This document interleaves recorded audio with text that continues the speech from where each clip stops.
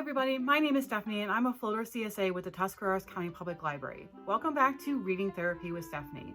Today, I want to share with you some of my favorite types of books, which are books with animals in them.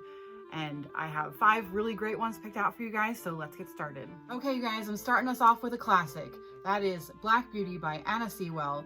Now, obviously, this book is very well known, very famous, but it's one of my absolute favorites.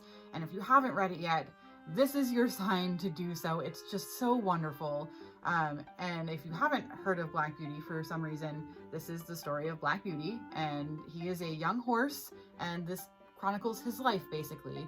And I think the biggest takeaway for me with this book is it really shows us how our actions can affect others, not just with animals, although that is the focus of this book, but with other people as well. Sometimes when we do things, we don't always realize how it's coming across to others, and you know, something like this really kind of opens your eyes to that. So I think that's a really great takeaway from a book like this. So yeah, I love this one and I had to recommend it because it's so wonderful.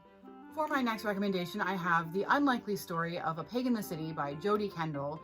And this tells the story of young Josie, who lives in the city with her family, and she feels kind of invisible and cramped in her life with all of her siblings. And then one day, her brother brings home a piglet that he's rescued from a nearby farm. And when Josie sees Hamlet, she's in love. And she wants to keep him, but knows that there's really no place for him in the city. So then she has to set out to find the right fit for him, the right place for him to live. And this is a very touching story. It's entirely possible that I cried while reading this, but it just has all the things that you want in an animal story.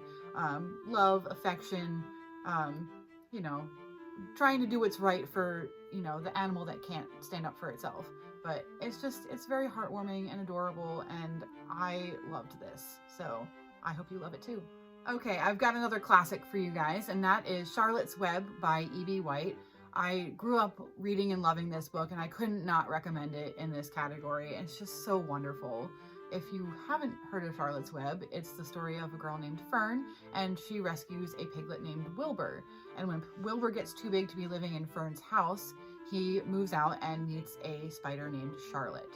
And it's such a magical story about learning to love yourself the way you are, learning to, you know, not judge other people by the way they look. All sorts of great lessons for young kids, but it's such a wholesome story, and I just love it so much, and I just want you guys to read it if you haven't already. So, and if you have read it, just read it again. It's that good. It's that good. Okay, this next one is gonna seem weird, and that is Pet Sematary by Stephen King. Now, I know what you're thinking. Yes, this is a straight up horror book. It is one of the scariest books I have ever read. But it fits in this category because there's an animal in it.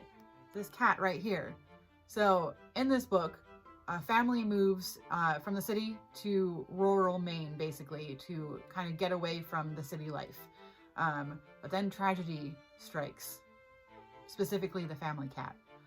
So I think you can probably see where this is going. Like I said, it's a terrifying book, but explores a lot of really important themes like family and loss and grief and what that can do to a person. And it's definitely a lot darker than the other books that I have on this list, but it's worth a read. It's one of my favorite King books, so I know what you're thinking, but just give it a try. It's really great. For my final recommendation today, I have Shadow Horse by Allison Hart.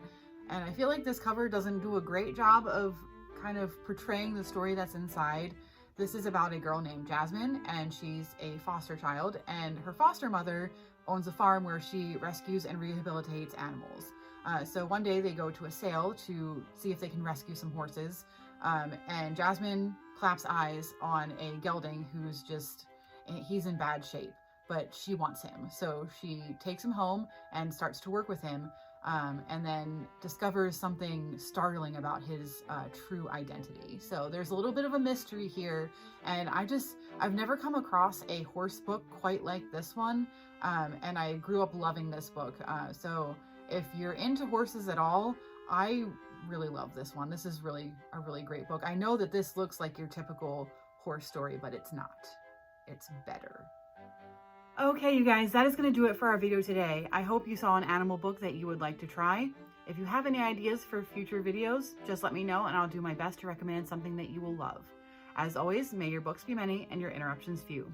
Bye, guys.